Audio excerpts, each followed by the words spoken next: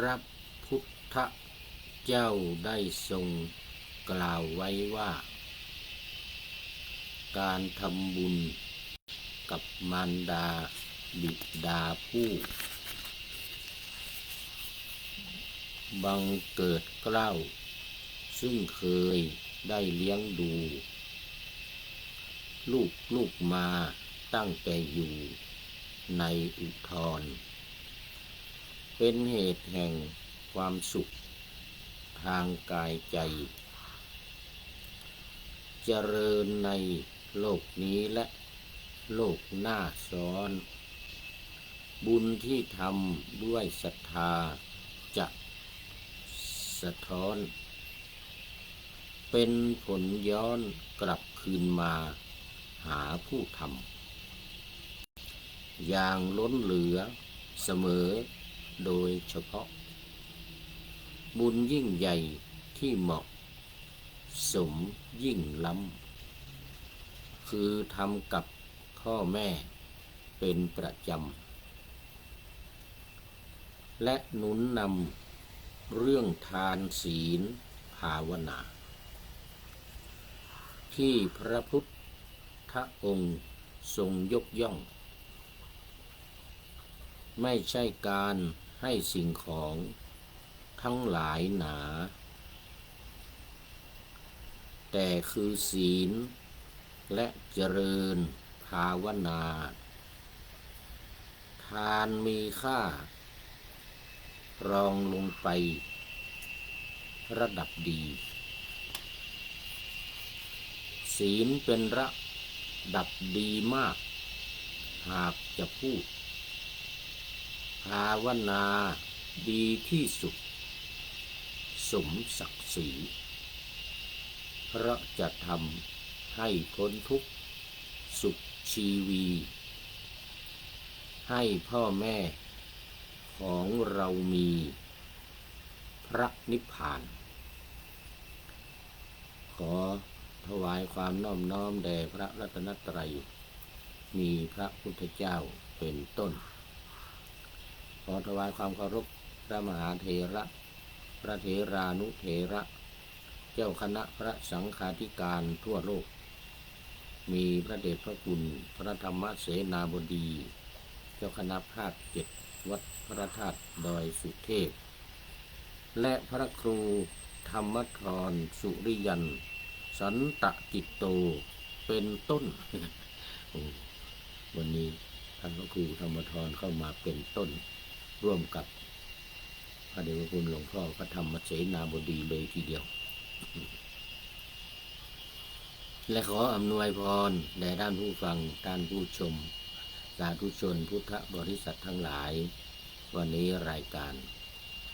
พระไตรปิฎกลอยฟ้าก็ลอยมาจากวัดพระธาตุดอยสุเทพหลังจากสีเขียวๆนี่ เป็นประจำทุกวันผ่านเฟซบุ๊กไลฟ์สวัยเทพบุญเข้าสู่สถานีวิทยุ5 แห่งคือวัดพระธาตุดอยสุเทพวัดฝายหินวัดปากทางเจริญอำเภอดอยหล่อและวัดพระพุทธบาทอุดมหรือน้ำบ่อสาวาอำเภอฝางจังหวัดเชียงใหม่และสุดท้ายมจรสถานีวิทยุมจรวิทยาลัยสงฆ์นครลำปางจังหวัดลำปาง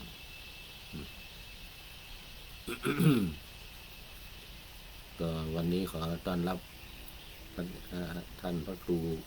ธรรมธรสุริยันสันตจิตโตเป็นอาธิกัลยาณธรรมโมผู้มีธรรมอันงามในเบื้องต้นคือศีลกราบนมัสการครับพระอาจารย์วันพรุ่งนี้กระผมจะได้เดินทางไปส่งพระธนบดีที่ ที่พักสงฆ์คลองสี่จังหวัดปทุมธานี เดินทางเวลา8 นาฬิกาครับผ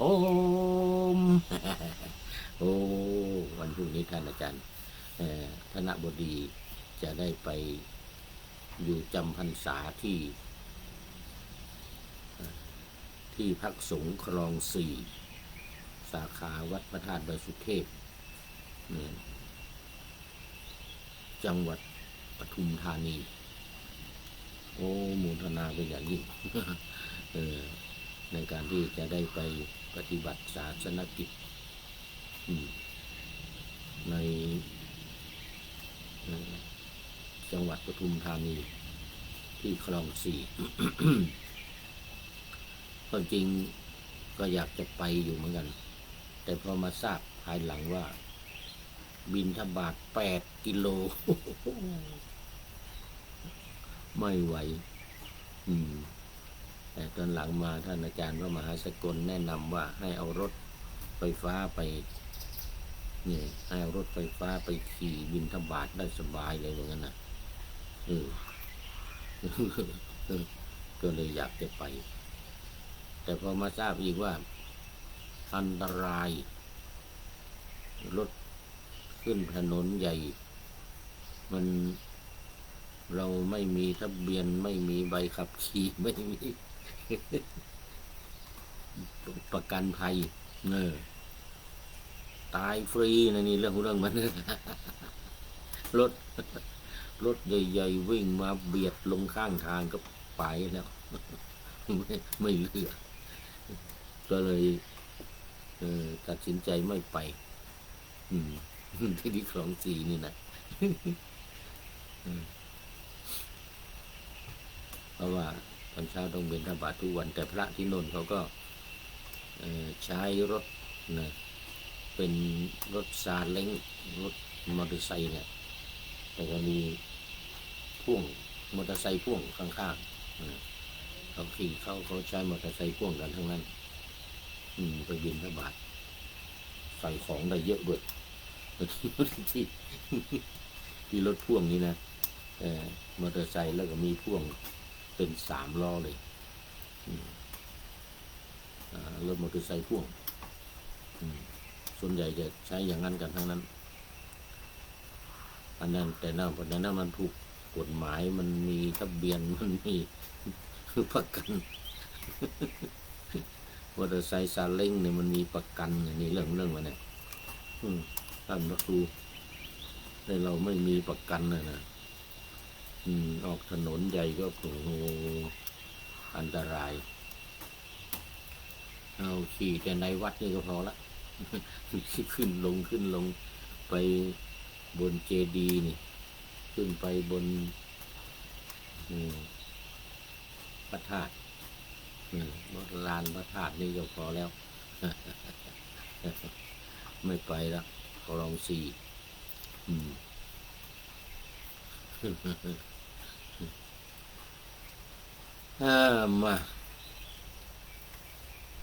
มาเข้าสู่สาระของธรรมะกันเลยดีกว่าวันนี้FC ตัวจริงไม่มาสถานีไม่มาห้องส่งเนี่ยเมื่อวานนี้มาคุยที่สตูดิโอนี่สนทนาธรรมว่างๆก็นิมนต์นะครับในภาคบ่ายนี้จัดตลอดไปจนถึงก่อนทำวัดเย็นนู่นน่ะ5 โมงครึ่ง5 โมงเย็นถึง5 โมงเย็นกว่าๆนู่น5 โมงครึ่งนิมนต์มาสนทนาธรรมเมื่อวานนี้ดีมากสีสันสร้างสีสันให้กับรายการพูดคนเดียวนี่มันดูจะเซ็งๆนะเซ็งเหงาเซ็งเหงาถ้ามีเพื่อนมาคุยด้วยก็จะดีเป็นธรรม สากัจฉาธรรมัสสากัจฉาเอตัมมังคารมุตตมังเหมือนกันนะ เป็นมงคลการสนทนาธรรมมีแง่มุมต่างๆทำให้เป็นที่น่าสนใจติดต่อเมื่อวันก่อนท่านพระครูสมุโอรานนักเทศชื่อดังแห่งอำเภอแม่อายก็ติดต่อเข้ามาเหมือนกันว่าจะสนทนาธรรมในรายการของเรานี่แหละแต่จะต้องเปิดซูมดูจะยุ่งยากหน่อยจะต้องเปิดซูมแต่เขาก็ทำกันเกลือเขาก็ทำกันเกลือท่านอาจารย์พระครูโสพลปริยัติก็ทำอยู่ทุกวันเป็นสถานีออนไลน์วิทยุออนไลน์เขาเป็นวิทยุออนไลน์ก็ดีเหมือนกันนะเปลี่ยนบรรยากาศไม่ง่วงไม่เหงายิ่งตอนกลางคืนนี่เมื่อคืนที่แล้วในเสียงจักรจั่นเรไรดังลั่นโยมทักมาว่าโอ้นี่อยู่ในป่าหรือยังไงเนี่ยท่าน เหมือนอยู่ในป่าเลยจักรจั่นเสียงดังลั่นจักรจั่นเรไรร้องระงม ตอนนี้ก็มีเหมือนกันแต่มันอยู่ไกลเมื่อคืนนี้แล้วนี่รอบวัดกุฏินี่เลยเนี่ยแต่ตอนนี้มีเสียงร้องแต่อยู่ไกลนะคงไม่เข้าในรายการหรือแพมมาบ้างก็ไม่รู้นะ เอามาวันนี้พระไตรปิฎกลอยฟ้าของเราก็ลอยมาถึงเล่มที่25ถึงเล่มที่25กุฏทกนิกายกุฏทกปาฐะมีเริ่มแรกก็เป็นสูตรต่างๆทั้งหมดมี9 เรื่องด้วยกันตอนนี้เป็นเรื่องที่5มงคลละสูตรว่าด้วยมงคลคือของดีสิ่งที่ดีนำเสนอมาหลายวันแล้วเนี่ยวันนี้มาถึงมงคลที่15แล้วเดี๋ยวทบทวนก่อน1มงคลที่1การไม่คบคนพาลมงคลที่2การคบแต่บัณฑิตมงคลที่3การบูชาบุคคลที่ควรบูชามงคลที่4การอยู่ในถิ่นที่เหมาะสมมงคลที่5การได้สร้างบุญไว้ในปางก่อนมงคลที่6การตั้งตนไว้ชอบมงคลที่7ความเป็นพหูสูตรมงคลที่8ความเป็นผู้มีศิลปะมงคลที่9วินัยที่ศึกษามาดีมงคลที่10วาจาสุภาษิตมงคลที่11การบำรุงมารดาบิดามงคลที่12การสงเคราะห์บุตรมงคลที่13การสงเคราะห์ภรรยาและมงคลที่14การงานที่ไม่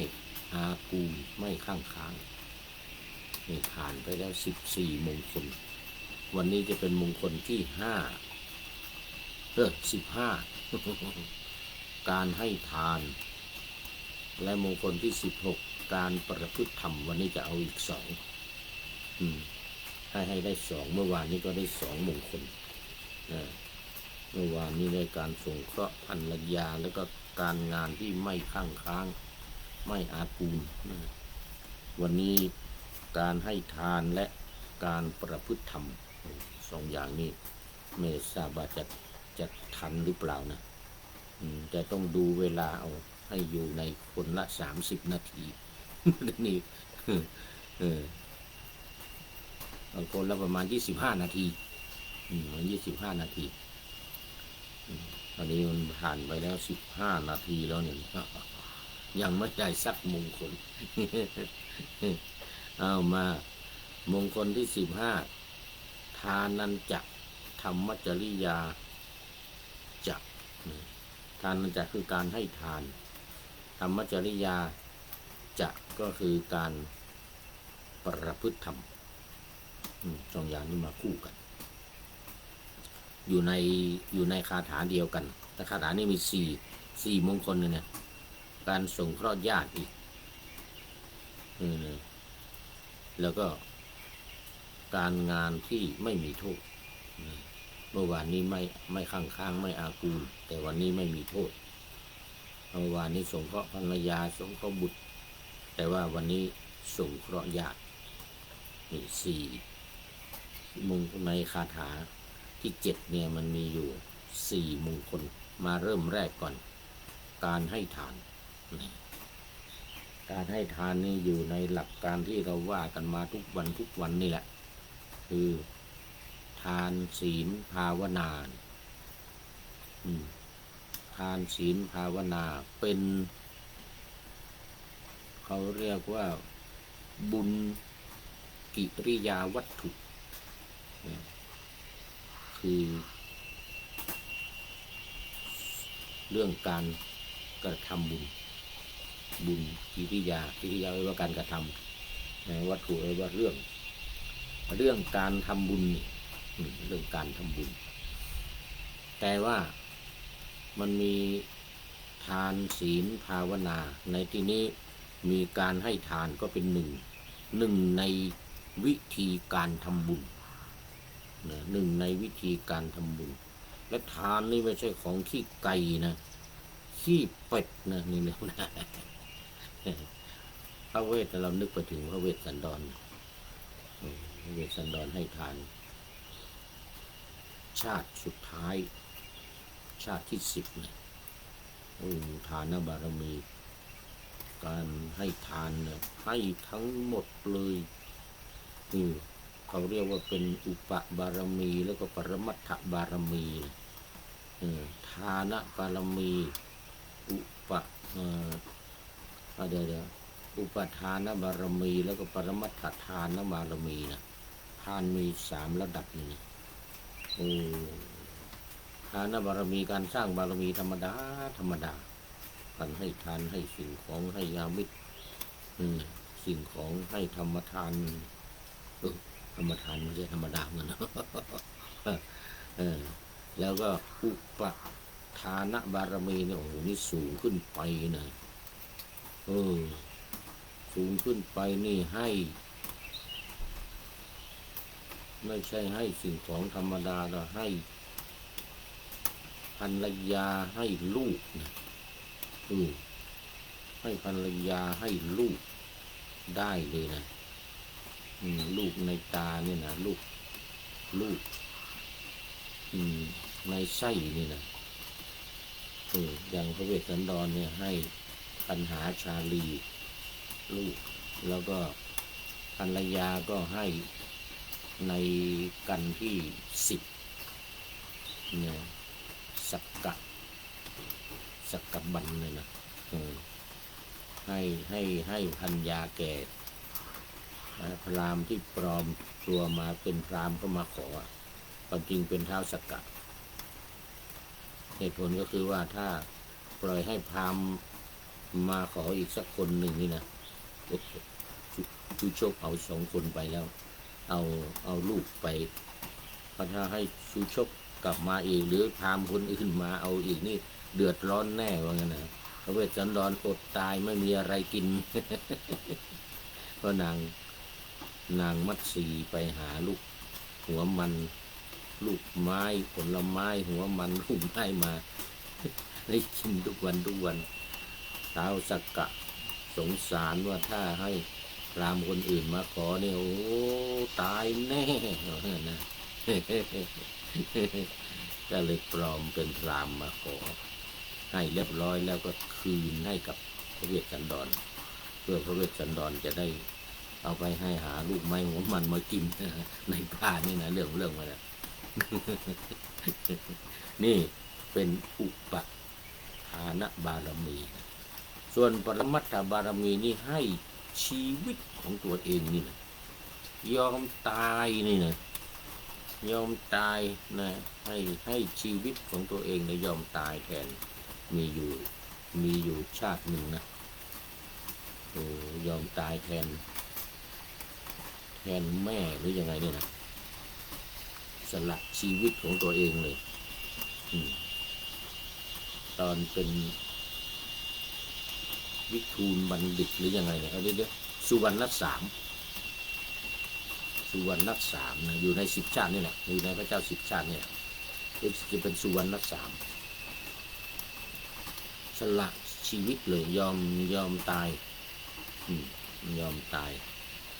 อันนี้เขาเรียกว่าปรมัตถทานบารมีปรมัตถทาน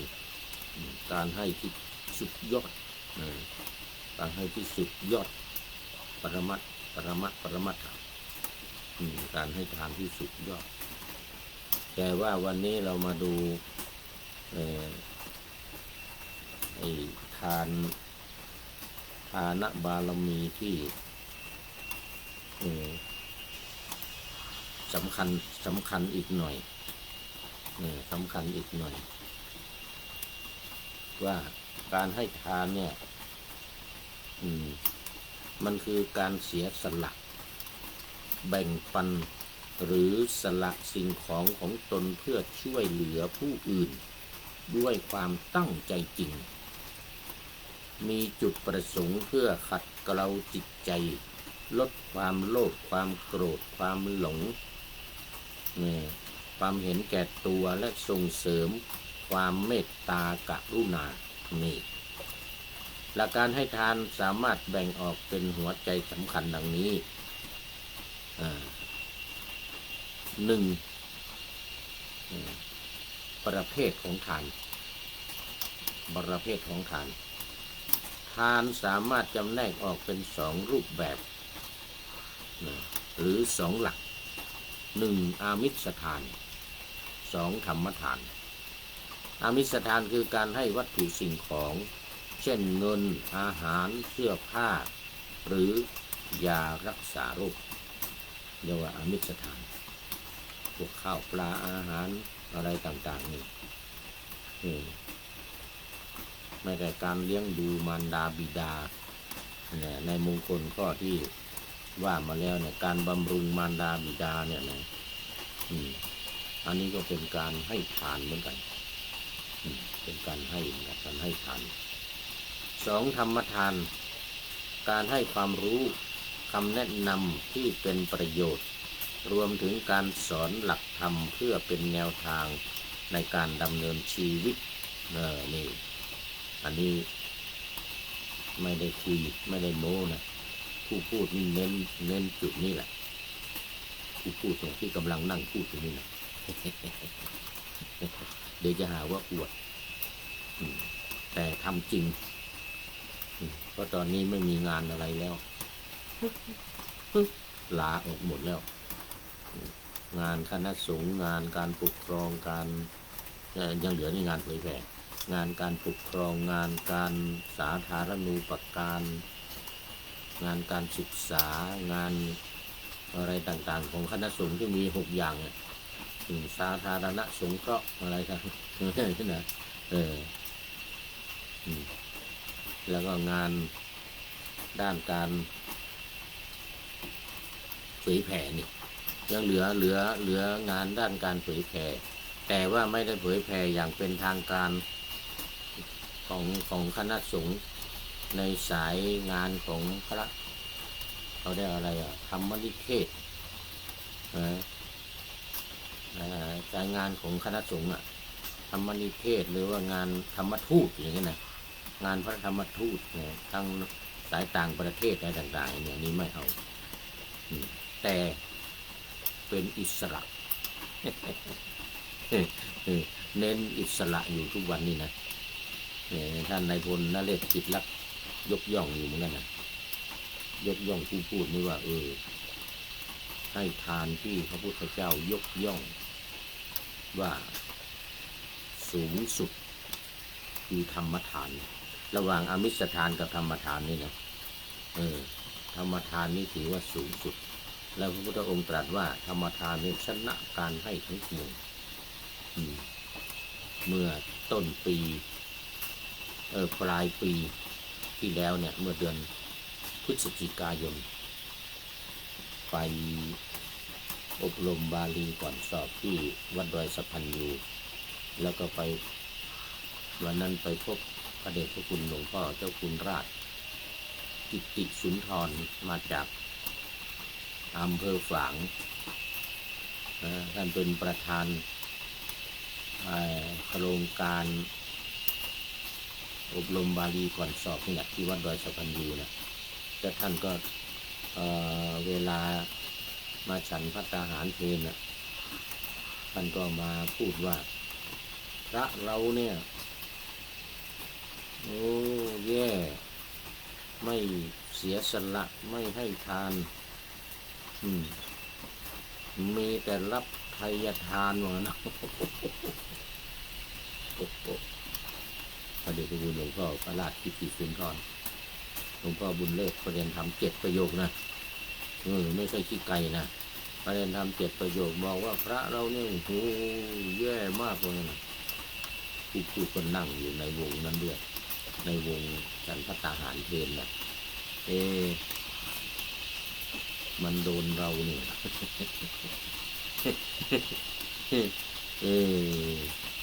ก็เลยกราบเรียนไปว่าพระเดชพระคุณ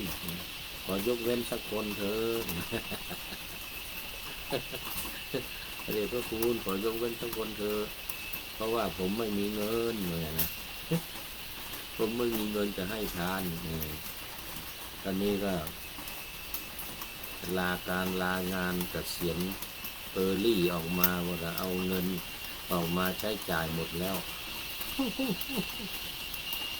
ได้เงินมา1,800,000มีเรื่องมันนะตอนเกษียณจากมจร.วิทยาเขตเชียงใหม่วัดสวนดอกนี่นะ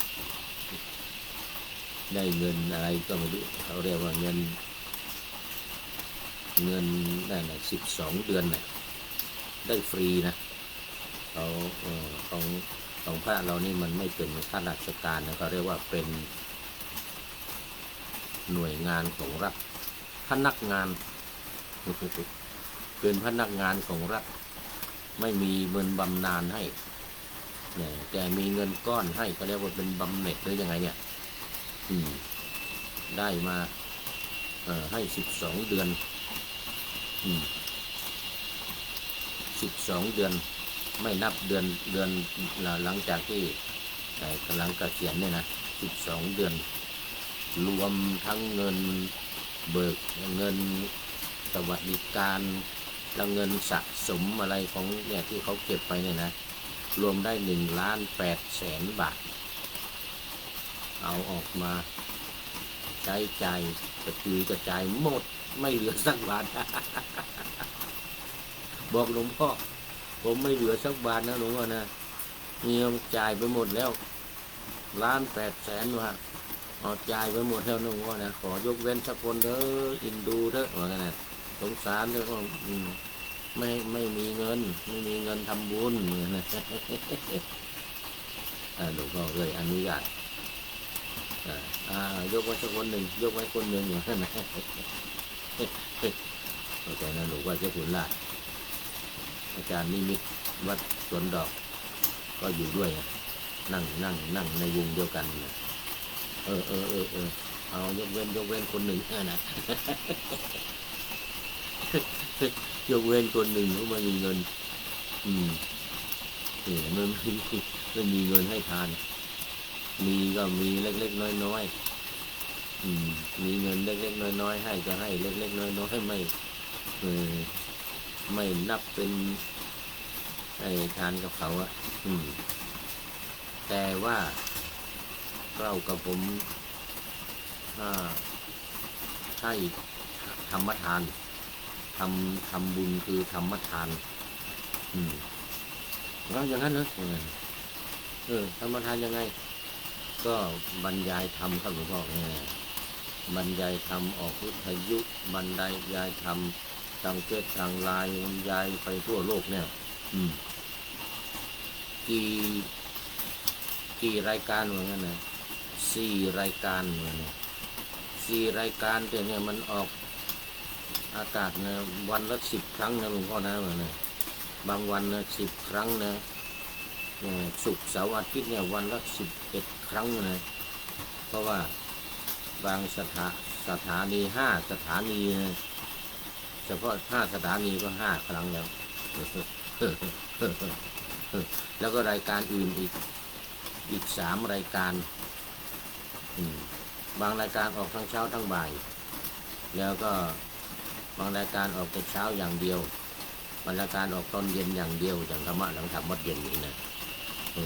ธรรมทัศน์นี่ออกตอนเช้าทางหลวงพ่อไว้นะแต่ว่ารวมแล้วทั้งวันเนี่ยดักหัวดักท้ายตั้งแต่7:30 นาทีถึงเที่ยงคืนถึงเที่ยงคืนเป็นธรรมทานครับหลวงพ่อไว้แล้วพระพุทธเจ้ายกย่องว่าธรรมทานเนี่ยสุดยอดชนะการให้ทั้งปวงเสียงเงียบเลยทีนี้ประเด็นคุณบอกว่าเจ้าคุณลาดกิติสุนทรเงียบเลยทีนี้อยู่เว้นคนหนึ่ง ไม่มีเงินให้ทานแต่ว่าให้ธรรมทานซึ่งเป็นทานสุดยอดในบรรดาทานทั้งหลายนี่นะพุทธองค์ทรงยกย่องธรรมทานนี่สัพพทานังธรรมทานังชินาติการให้ทำเป็นทานชนะการให้ทั้งปวงนี่นะคราวนี้ท่านเจ้าคุณลาดประธานโครงการเงียบเลยทีนี้บอกจริงของมันเหมือนนะจริงของมันว่านี่นี่1 ธรรมทาน1 อามิสทานให้สิ่งของนะไม่ใช่ไม่ดีนะดีแต่มันสู้ธรรมทานนี้ไม่ได้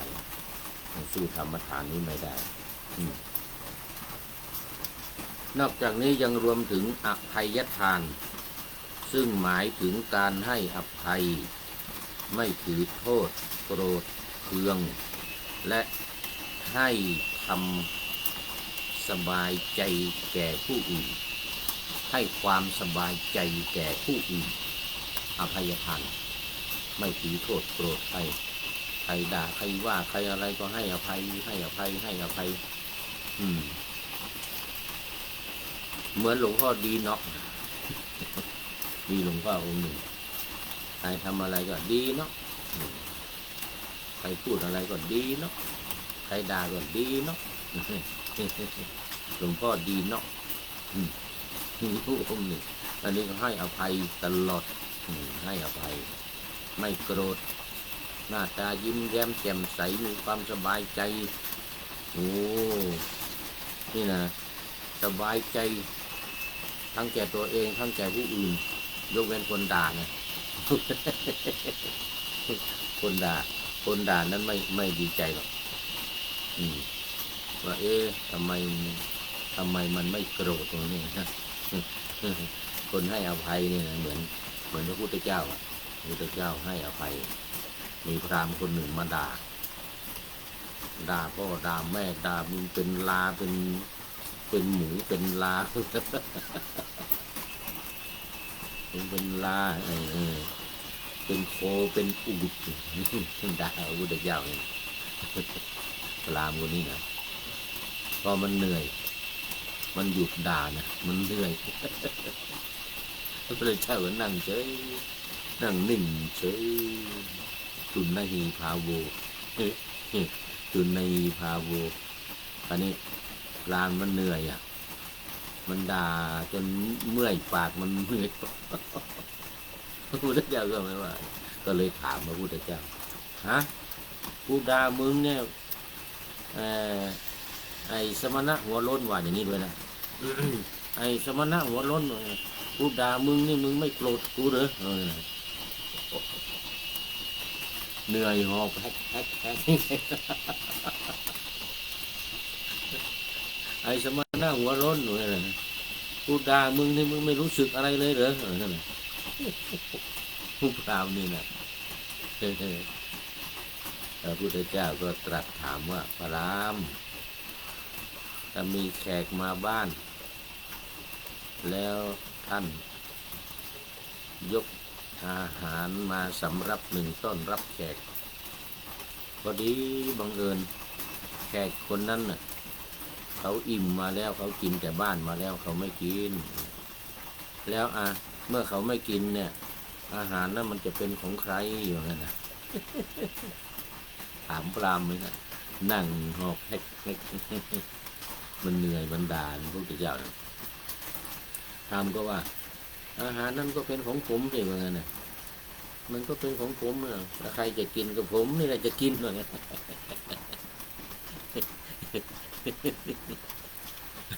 ผมนี่แหละจะกินว่างั้นนะรามว่างั้นนะยะถาอันนั้นมีฉันใดว่างั้นนะไอ้นี่ก็เหมือนกันเนี่ยที่ท่านมาด่าตถาคตแต่ตถาคตไม่รับแล้วเราคิดดูที่ไอ้คำด่าที่ว่ามาทั้งหลายจนนั่งหอบนั่งเหนื่อยนั่งหอบแฮกอยู่เนี่ยมันจะเป็นของใครด่านก็หน้าเกือดหน้าขาวเลยทีนี้ตกใจหน้าขาวเลยมันจะเป็นของใครไอ้คำด่าเนี่ยมันจะเป็นของใครไอ้อูดบ้างลาบ้างโคบ้างกระบือบ้างมันจะเป็นของใครอยู่เนี่ยเมื่อตถาคตไม่รับตกใจเลยจริงเลยมันก็เป็นของเราเลยเนี่ยมันก็เป็นของเราอย่างเงี้ยนะนี่รามนี่นะโอ้จริงเลย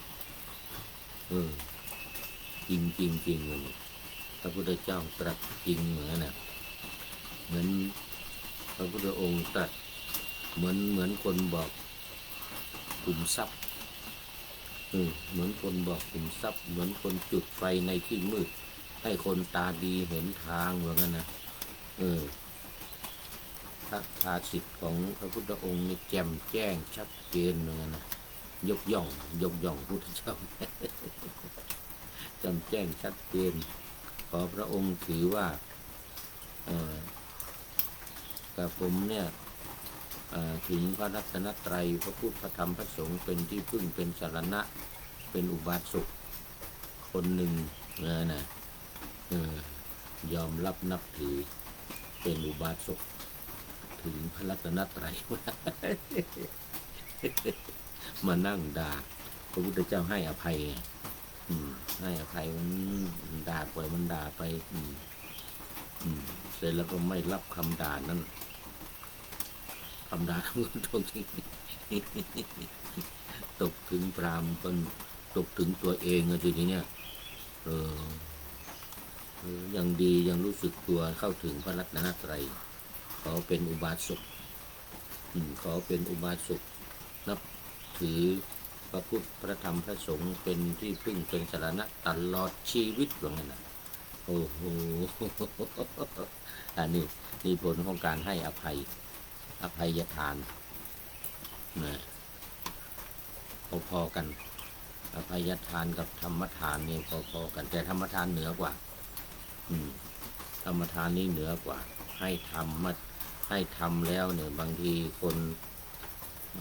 ที่รับฟังนำไปปฏิบัติก็เป็นผลดีเกิดขึ้นธรรมจารีสุขังเสติผู้ประพฤติธรรมธรรมย่อมรักษาผู้ประพฤติธรรมผู้ประพฤติธรรมย่อมมีความสุขไปทำให้คนทั้งหลายได้มีความสุขเรียกว่าธรรมจารีผู้ประพฤติธรรม นี่ก็เกิดจากเขาเรียกว่าเกิดจากการได้รับฟังการให้ทานได้รับฟังธรรมแล้วก็มีความดีใจนำไปปฏิบัติผลมันก็เกิดดีต่อไปเพราะนั้นธรรมทานเนี่ยพระองค์จึงยกเป็นสุดยอดทีนี้องค์ประกอบของการให้ทานจะเกิดผลบุญและอานิสงส์สูงสุดตามหลักศาสนาพุทธต้องประกอบด้วยองค์3ประการ 1. วัตถุทานบริสุทธิ์ 2. เจตนาบริสุทธิ์และ 3. บุคคลบริสุทธิ์บุคคลนี่หมายถึงคนทั้งคนให้ทั้งคนรับนะวัตถุบริสุทธิ์หมายถึงว่าสิ่งของที่นำมาให้เนี่ยต้องได้มาด้วยความสุจริตไม่เบียดเบียนผู้อื่นไม่ไปคดโกงเอามาหรือไปช่อโกงอันนี้นะ เอามานะแต่ไปทำงานได้รับค่าจ้างในบริสุทธิ์หรือมีคนให้คนถวายทานนี่นะเป็นของที่บริสุทธิ์ 2. เจตนาบริสุทธิ์คือผู้ให้เนี่ยมีเจตนาเมตตา มีใจเมตตาปรารถนาดีอย่างแท้จริงโดยไม่หวังผลตอบแทนหรือให้เพื่อโอ้อวดไม่ใช่ให้เอาหน้าให้ทานเอาหน้ามีเดี๋ยวก่อนจะเล่าให้ฟังมีหลวงพ่อองค์หนึ่งตอนนี้ไม่ทราบว่ายังมีชีวิตอยู่หรือเปล่านะอยู่ที่กรุงเทพอยู่ที่บางแควัดศรีนวลหลวงพ่อศรีนวลนี่นะวัดศรีนวลนี่นะก็บอกว่าเขียนป้ายไว้ที่นั่งนะเคยไปมาละเพราะว่าท่านเคยไปอินเดียแล้วพูดนี่นำเที่ยวอินเดียเขาบอกว่าถ้าเวลากลับเมืองไทยขอให้ไปเยี่ยมน้าก่อนที่วัดศรีนวลเหมือนที่บางแคที่กรุงเทพ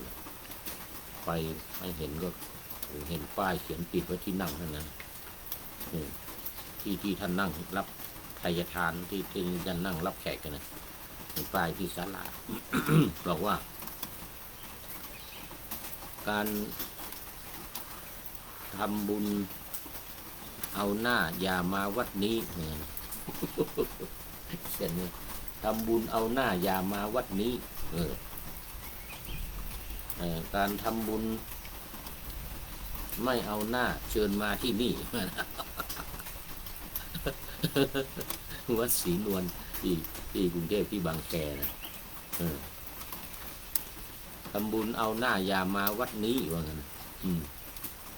ทำบุญไม่เอาหน้าเชิญมาที่นี่ นี่คื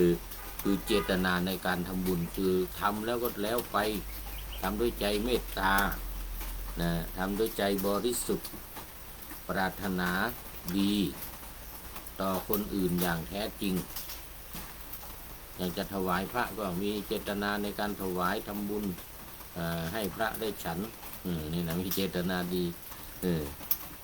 ไม่ใช่ว่าโอ้อวดไม่ใช่ว่าจะเอามาโอ้อวดแต่คนนั้นคนนี้ยกเว้นปฏิทานใหม่นะเพียงแต่บอกว่าเราได้ให้บุญเราได้ทำทานนั้นมานะนี่คือปฏิทานใหม่บุญสำเร็จด้วยการบอกบุญของตัวเองที่ทำให้แก่คนอื่นแต่ไม่ใช่ไปโอ้อวดนะเราให้1 ล้าน1 แสนอย่างนั้นอย่างนี้ไม่ใช่นะที่จะเอาหน้าเอาตานี่นะไม่ได้นี่เรียกว่าด้วยเจตนาที่บริสุทธิ์จริงๆแล้วเราท ที่ได้รับการบอกนะเราก็อย่าลืมนะข้อต่อไปนะว่าปัตตานุโมทนาใหม่บุญสำเร็จด้วยการอนุโมทนาทานที่เขาให้บุญที่เขาบอกโอ้สวัสดีครับลงเวรนะครับลงเวรไปกุฏิเดี๋ยวขึ้นมาใหม่เนอะ5 โมงเนอะนี่หลวงพ่อพระครู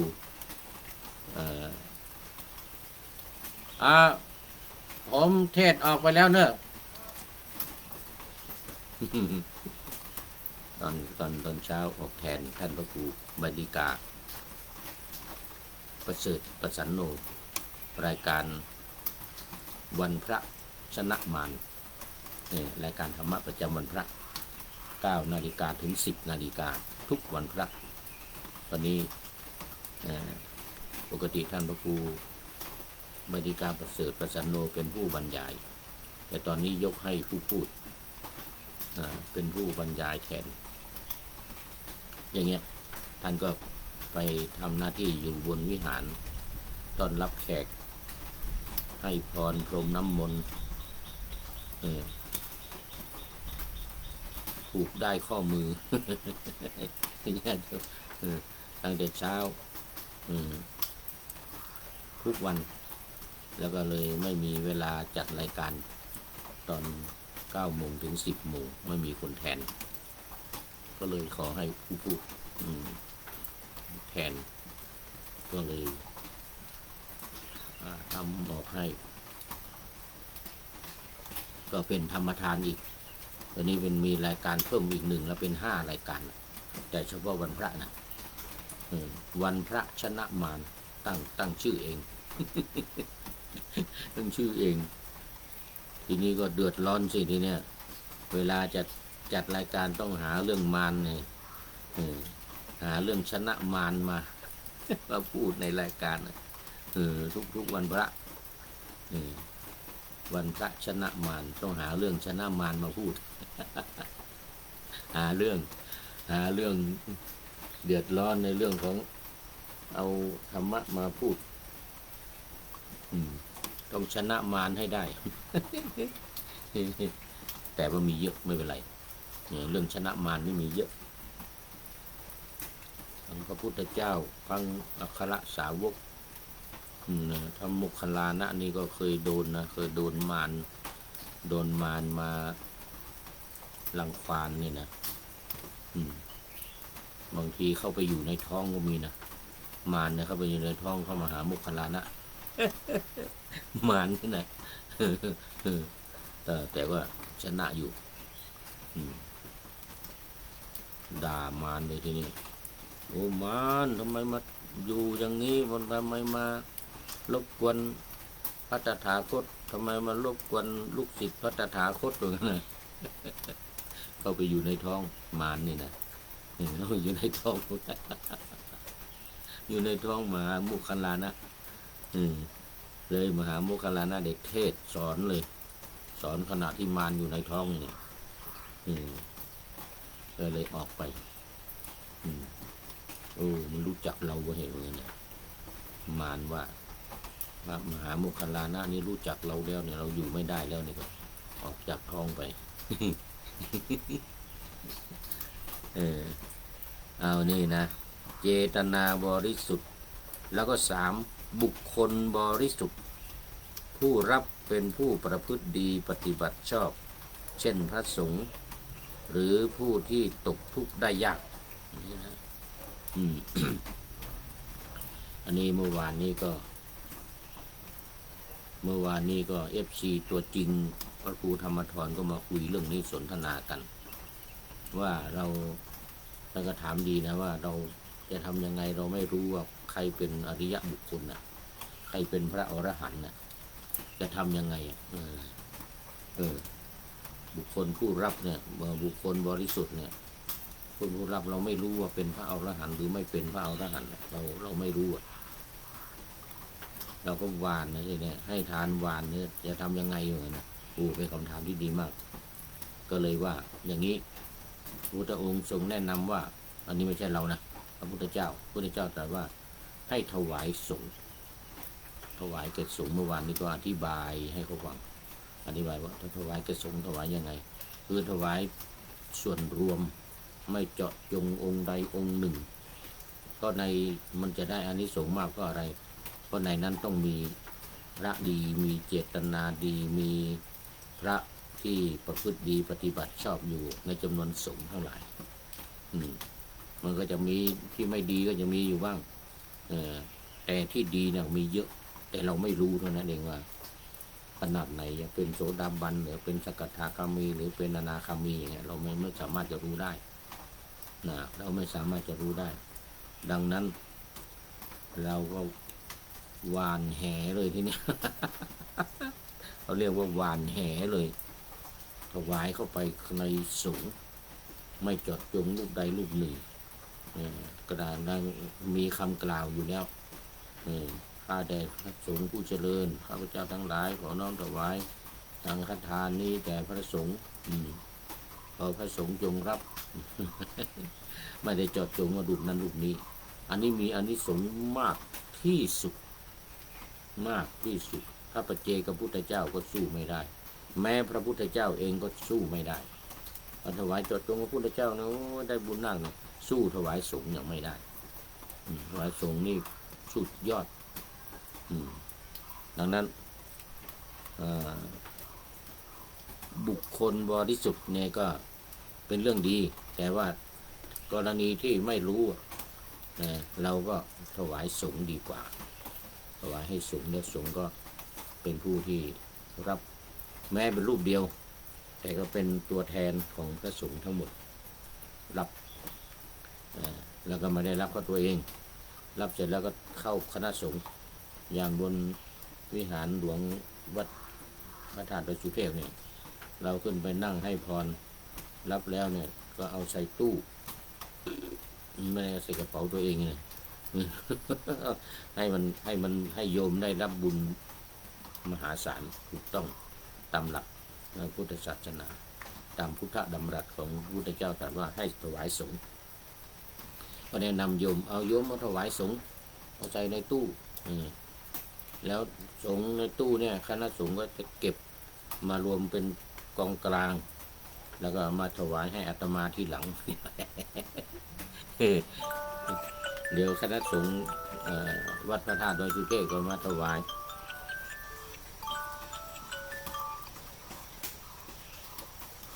นาฬิกาปลุกปลุกเวลาคณะสงฆ์ก็มาถวายเองเนี่ยนี่ละคราวนี้โอ้ไม่ได้แล้วนี่หมดเวลาใช่แล้วว่าจะให้ได้2 ข้อการประพฤติธรรมเอาไว้วันต่อไปเอาไว้วันต่อไปวันนี้หมดเวลาฉะนั้นการให้ทานก็แยกประเภทของทานเนี่ยนะองค์ประกอบการให้ทานเนี่ยนะ1วัตถุบริสุทธิ์เจตนาบริสุทธิ์แล้วก็บุคคลบริสุทธิ์เสร็จแล้วประเภทของทานก็มี2 อย่างอามิสทานธรรมทานซึ่งว่าบ่อยๆ ว่าบ่อยๆวันนี้หมดเวลาFC ตัวจริงท่านพระครูธรรมธรก็เป็นพูดเป็นสุดท้ายเลยในนี้ทางอาทิกัลยาณธรรมโมมัชเชกัลยาณธรรมโมและปริโยสานกัลยาณธรรมโมเป็นผู้มีธรรมอันงามในเบื้องต้นท่ามกลางและที่สุดคือศีลสมาธิปัญญารับโมทนาขอบคุณเป็นอย่างยิ่งมาดูข้อคิดท้ายรายการมาดูข้อคิดท้ายรายการในวันนี้ได้จากคาริที่ไหนผู้ใดหนอแลจากผู้ใช้นามปากกาว่าเธอคำเดียวเธอ ข้อคิดมาใช้นามปากกาว่าเธอในเฟซบุ๊กใช้นามปากกาว่าเธอ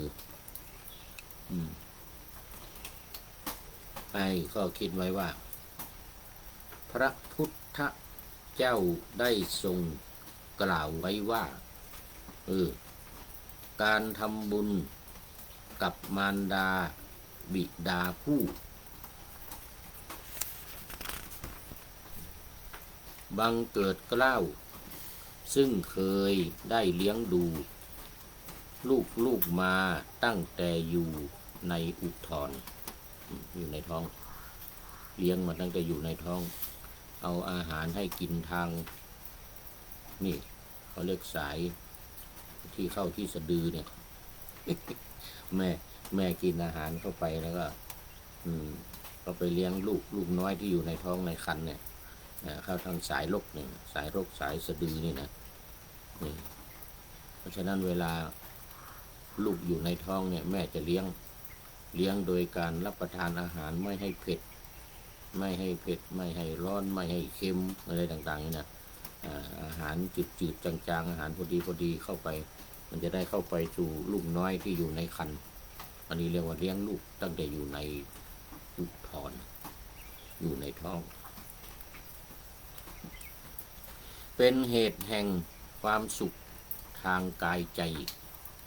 เจริญในโลกนี้และโลกหน้าซ้อน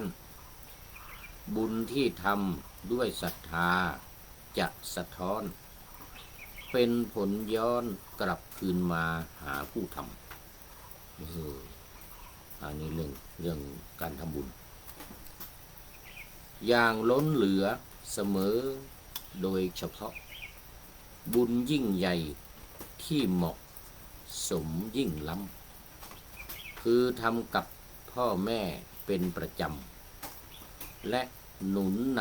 ำเรื่องทานศีลภาวนา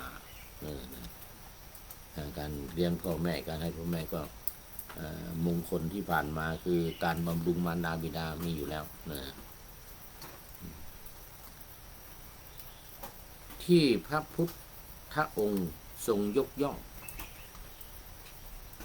ไม่ใช่การให้สิ่งของทั้งหลายหนาแต่คือศีลและเจริญภาวนาทานมีค่ารองลงไประดับดีทานนี่อยู่ในระดับดีนะไม่ใช่ว่าไม่ดีนะการให้ทานนี่อยู่ในระดับดีแต่ว่ามันยังสู้ศีลกับภาวนาไม่ได้อยู่ในระดับดีศีลเป็นระดับดีมากหากจะพูดภาวนาดีที่สุดสมศักดิ์ศรีเพราะจะทำให้พ้นทุกข์สุขชีวีให้พ่อแม่ของเรามีพระนิพพานสุดยอดโมทนาขอบคุณผู้ใช้นามปากกาว่าเธอคำเดียว เธอคำเดียวนี่นะโอ้โหสุดยอดเลยคือเข้ากันกับเรื่องที่พูดวันนี้พอดีเลยเนี่ยเรื่องการให้ทานเนี่ยเรื่องการให้ทานเนี่ยก็มีนอกจากนี้ก็มีศีลมีภาวนาดูด้วยทานศีลภาวนาที่ได้กล่าวไว้ตอนแรกว่ามันลงมาคู่กันมีทานเนี่ยยังไม่พอมันต้องมีศีลและมีภาวนาด้วยแล้วก็ที่พระพุทธองค์ทรงยกย่องก็คือศีลภาวนาโดยทานเนี่ยถือว่าเป็นการดีระดับดีธรรมดาแล้วก็การรักษาศีล5ศีล8ศีล10อะไรเนี่ยนะก็เป็นดีมากเป็นระดับดีมากส่วนการเจริญภาวนาเนี่ยการปฏิบัติสมถกรรมฐานหรือวิปัสสนากรรมฐานเนี่ยนะเป็นระดับดีที่สุดจะมี3ขั้นอันนี้เนี่ยขั้นธรรมดาก็คือขั้นดีนะแล้วก็ขั้นดีมากคือระดับศีลนี่ขั้นดีมากแล้วก็ขั้นดีที่สุดนี่คือภาวนาคือการปฏิบัติธรรมนั่นเองซึ่งเราจะมีหัวข้อต่อไปการปฏิบัติประพฤติธรรมนะเดี๋ยววันพรุ่งนี้เราจะได้มาคุยกันว่ามันดียังไงเนี่ยในที่นี้บอกไว้แล้วว่า ดีที่สุดสมศักดิ์ศรีเพราะจะทำให้พ้นทุกข์สุขชีวีให้พ่อแม่ของเรามีพระนิพพานโอ้โหสุดยอดเลยมีพระนิพพานก็สุดยอดเลยพ้นจากทุกข์ถึงบรมสุข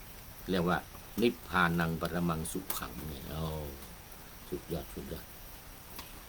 โมทนาขอบคุณเป็นอย่างยิ่งขอนำพระไตรปิฎกลอยฟ้าไปจากผู้ฟังทั้งหลายในโลกล่าวันต่อไปจะได้จรย้อนกลับมาสู่สถานีใหม่ให้ท่านฟังอย่าลืมเปิดวิทยุหรือเครื่องรับโทรศัพท์โมบายคอมพิวเตอร์ผัง YouTube เฟซเพจไลน์ให้ดังๆเพื่อชมฟังรายการวันต่อไปขอทุกท่านมีความสุขทุกคืนวันนำธรรมะประกอบการงานทั้งหลายเช่นขยันทำงานทางวาจากายใจขวนขวายกิจการงานนานาบำเพ็ญสาธารณประโยชน์เว้นสิ่งที่มีโทษโหดเยี่ยงสาประกอบแต่กรรมดีมีราคาแสวงหาเงินทองครองใจคนเสียสละพละทรัพย์นับมากน้อยไม่ให้ร้านก็ให้ร้อยไม่ด้อยผลเอื้อคนรวยช่วยคนยากฝากคนจนให้ทุกคนเท่ากันมาตรฐานเดียวขอเจริญพร